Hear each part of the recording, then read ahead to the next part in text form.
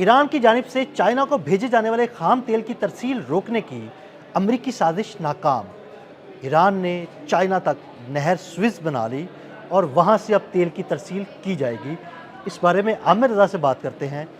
आमिर भाई, नहर स्विस का जिक्र मैंने कर दिया, ये मुझे एक नहर स्विस ही लग रही है जहाँ से ईरान के निकलेगा तेल और वो चाइना तक पहुँचाया जाएगा इस नहर के थ्रू। ये कैसे होगा? अदील साहब, बड़ा वेल डन। आपने जो इस्तेलाह इस्तेमाल की, ये बड़ी अमेजिंग है। और नहर स्वेज़ के मतलब लोगों को पता है कि इससे पहले नहर स्वेज़ बनने से पहले लोग बहुत बड़ा लंबा चक्कर काट कर जो है वो अरब तक आते थे और वहाँ से तेल जो था उसकी तरसील करते थे। नहर स्वेज़ ने इस रास्ते को आसान कर दिया, मेडिटेरियन तक जाना आसान हो गया और इस तरह से बहरे अमर से मेडिटेरियन तक एक नहर जो है वो बन गई। अब ब्लॉकेट की बात कर लेते हैं। अमेरिका ने ब्लॉकेट किया और उसने तमाम बंदरगाहें रोक दी ईरान की और कहा कि यहाँ से तेल की तरसील नहीं हो जाती। तेल का मामला ये है, समझने के लिए, सिर्फ समझाने के लिए, कि अगर तेल ना निकाला जाए 3 से 4 दिन गुजर जाएँ तो कुआं बंद हो जाता है। अच्छा, ये ऑटोमेटिकली है। ये हमारे देहात के जो लोग रहने वाले हैं, जो मैनुअल कुएं का काम करते थे, उनको भी पता है कि अगर कुआं इस्तेमाल ना किया जाए तो उसका पानी उसका हाँ जी वो ख़त्म हो जाता है। तो यही हाल जो है तेल के कुएं का, ये ज़्यादा जल्दी हो जाता है क्योंकि क्रूड ऑयल जो है या ज़मीन से निकलने वाला खाम तेल जो है ये बहुत भारी और इसमें बहुत सारी धातें और बहुत सारी मिट्टी और रेत शामिल होती है। इसलिए इसका बंद होना जाना, इसके लिए इसका चलते रहना ज़रूरी है। डोनाल्ड ट्रंप ने इसीलिए कहा था कि 3 दिन हैं ईरान के पास, इसके बाद इनके पास ज़हीरा करने के लिए, तेल ज़हीरा करने के लिए जगह ख़त्म हो जाएगी। फिर एक बयान आया उनका, उन्होंने कहा जी कूड़े के ड्रमों में और बला बला जगहों पर, पुराने जहाज़ों में वहाँ पर ज़ख़ीरा ज़हीरा किया जा रहा है और तेल जो रखा नहीं जा रहा क्योंकि ये चीन तक नहीं जा रहा है। उसकी 80 से 90% तो तेल चीन को जाता था। बिल्कुल। आपने हरमुज़ बंद होने से, ब्लॉकेड होने से अमेरिका ये समझ रहा था कि शायद ईरान की तेल बाहर भेजने की जो कैपेसिटी है वो ख़त्म हो गई। और आपने क्या खूबसूरत अंदाज में नहर स्वेज़ का जिक्र किया, मेरे जहन में वो सारा नक्शा जो है वो सामने आ गया कि नहर स्वेज़ बनने से पहले क्या था और अब क्या है। देखें, ईरान और चीन को स्ट्रेटजिकली बहुत पहले से पता है कि कभी भी आपने हरमुज़ पर आकर कोई लालची या अमरीकी जो है वो आकर बैठ सकता है, इसराइल उस पर कब्ज़ा कर सकता है। तो तेल की तरसील चीन के लिए मसला बन सकती है। इसीलिए उन्होंने इससे पहले ही एक ट्रेन ट्रैक जो है, जो कि उस गेज पे है जिस गेज पर ईरान के अंदर ट्रेन चलती है। अच्छा। देखें, मुख्तलिफ गेजेस पे चलती हैं। हैं। यूरोपियन गेज और है, अमेरिकन गेज और है, फिर इसके बाद रशियन गेज और है।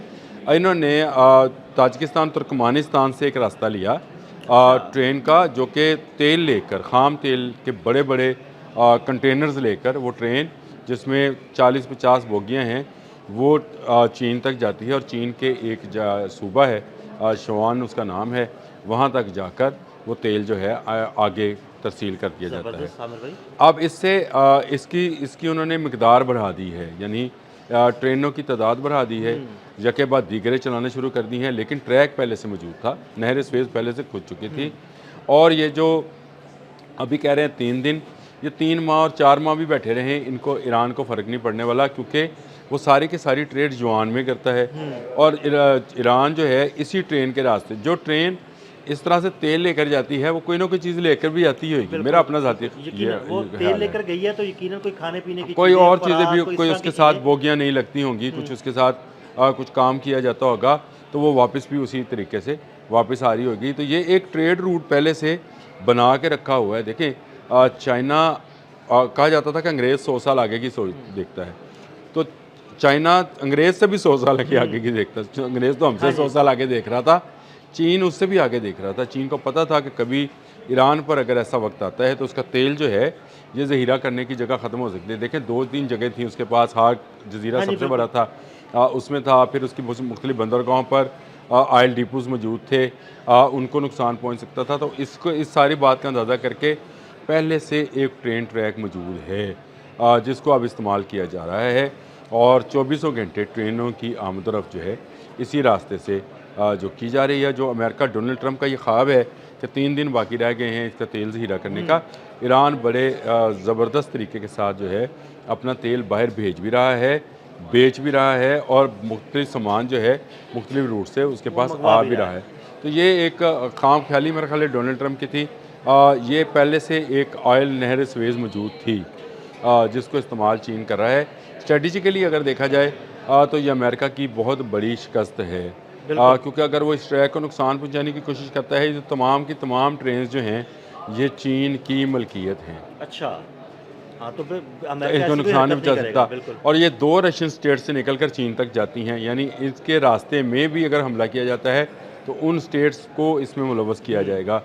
ये भी अफोर्डेबल नहीं है अमेरिका के लिए। तो अमेरिका ने जो ब्लॉकेट किया हुआ है, ठीक है, उससे ईरान को नुकसान पहुंचेगा। वो जो कहता है क्योंकि खुलेआम तेल की तरसील जो है, यहाँ जहाज़ों के ज़रिए तेल की तरसील सस्ती होती है, ट्रेन के ज़रिए महंगी पड़ेगी और लंबा फासला तय करना पड़ेगा। ये कोई छोटा ट्रैक नहीं है, ये लंबा ट्रैक है, पहाड़ी रास्ते हैं, हज़ारों किलोमीटर है, स्लो स्पीड होगी, लेकिन एक रास्ता ज़रूर मौजूद है जो ईरान को रिलैक्स कर सकता है। ये डोनाल्ड ट्रंप के लिए मैं ऐसी समझता हूँ कि एक उसकी शिकस्त है, कि उसका ब्लॉकेट जो है इस तरफ से कामयाब नहीं है। मैंने पहले भी कहा था, ईरान कोई ऐसा कंट्री नहीं है जिसकी सरहदें बाकी मुल्कों के साथ नहीं मिलती है। इवन उसकी सरहद पाकिस्तान के साथ, अफ़गानिस्तान के साथ, रशियन स्टेट्स के साथ मिलती हैं, तुर्की के साथ मिलती हैं, कुवैत के साथ मिलती हैं। उसका एक ट्रैक वैसे यूरोप तक भी है। हाँ जी, ईरान का एक ट्रैक यूरोप तक भी जाता है, लेकिन क्योंकि इस पर पाबंदियाँ हैं, शायद उसको इस्तेमाल ना किया जा सके।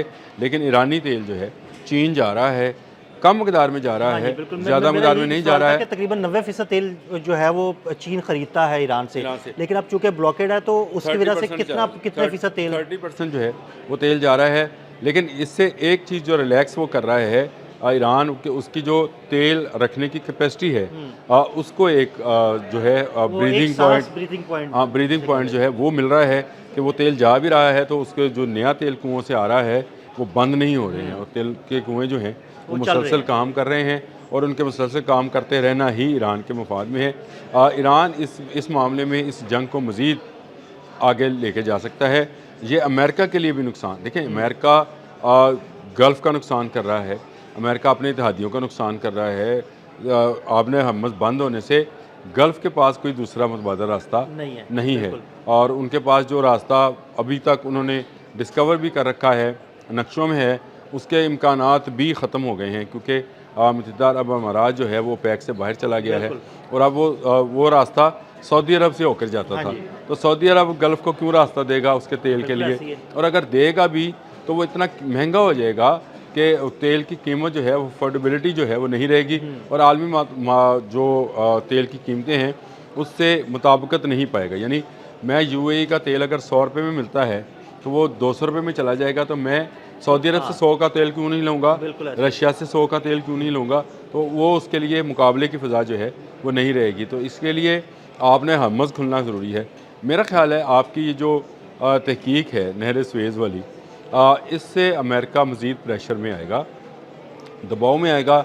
चले पहले अगर वो 10% था तो 20% दबाव में आएगा, क्योंकि अगर ईरान से तेल की तरसील जारी है तो इसका मतलब है कि उसके पास युआन या टेक्नोलॉजी की सूरत में कुछ चीज़ें वापस आ रही हैं। और दूसरा, ट्रेन में क्या सामान आ रहा है, क्या अमेरिका इसको चेक कर सकेगा? नहीं, बिल्कुल भी नहीं।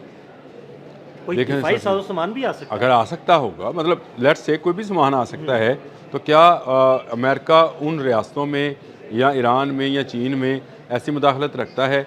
आपने हरमज़ में तो उन्होंने जहाज़ कब्जे में लिया, तेल बरदार, उसकी तलाशी ली, सेंटकॉम ने उसकी वीडियो जारी की।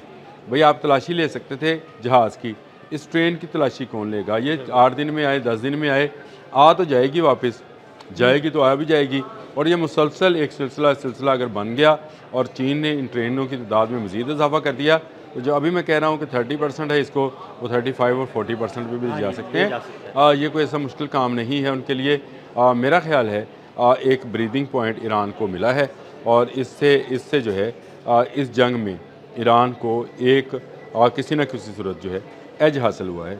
अमेरिका के उस ब्लॉकेड को किसी न किसी तरीके से ब्रेक करने में वो कामयाब हो। बिल्कुल, बहुत शुक्रिया आमिर भाई। आमिर भाई ने बड़ी तफसील के साथ इस सारे मामले पर रोशनी डाली। मज़ीद अपडेट्स के लिए हमें फॉलो करते रहें। अदील अहमद और आमिर रज़ा को इजाज़त दीजिएगा।